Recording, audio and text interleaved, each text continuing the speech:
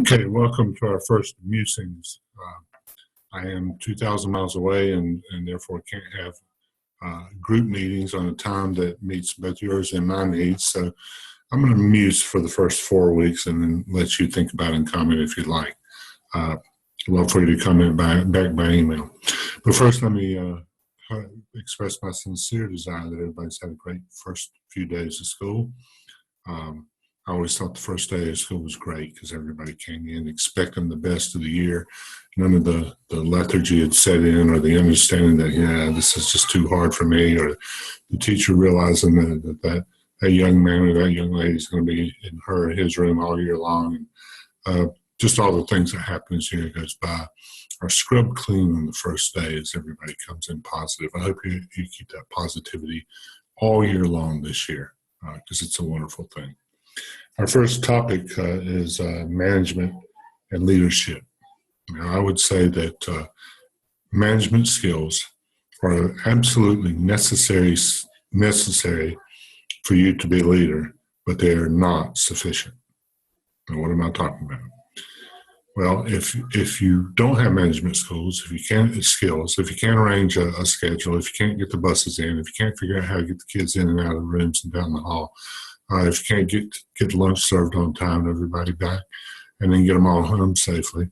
If you don't know where all the paper is and all the copier and printers and all those things, no one's going to believe or trust you. However, that won't be enough. A great manager can keep things straight, but not really lead an organization to do all that it can do. So a lot of what we'll talk about and read about this semester will be about that leadership part that pulls you beyond being the guy who can get the buses in on time, keep order in the halls, et cetera, and be the one who can lead a school somewhere that it needs to be. I hope that's you. I hope you'll gather all the management skills you can. If there's anything you've missed out in your internship before this last semester, it's a good time to fill in the blanks. Talk to people, find out what they do, find out how they do it well. The more you know about how a school works, the better poised you'll be from the management perspective to take on the leadership perspective. Second topic this month involves supervision. I think supervision has to be constant and ongoing.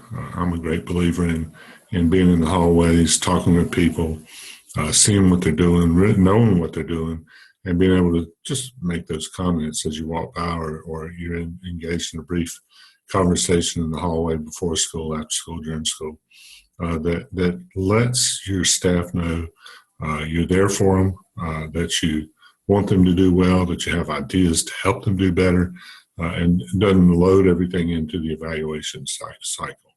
So if you want to be serious about this job, it's not done from your office. I know we do a lot of data analysis these days, and that does take an office, but frankly, I think it means that you stay after school and work that then. Looking forward to having all of you this semester. Like I say, I'll be doing these musings this first 4 weeks at least because of the distance between us and the time zones. It's really not conducive either. We're going to have a meeting in the middle of the day of your work day that meets my timeline, or I'm going to stay up all night to meet your timeline, and neither one of those is going to work very well. If you do have thoughts about management as a necessary but not sufficient condition of leadership, or supervision as being a full-time job that requires a lot of activity, listening and watching, send me an email, send me a Zoom video, whatever you're comfortable with. And like I said, I look forward to talking with y'all, and I look forward to our first real meeting later on in September. Thanks for your attention.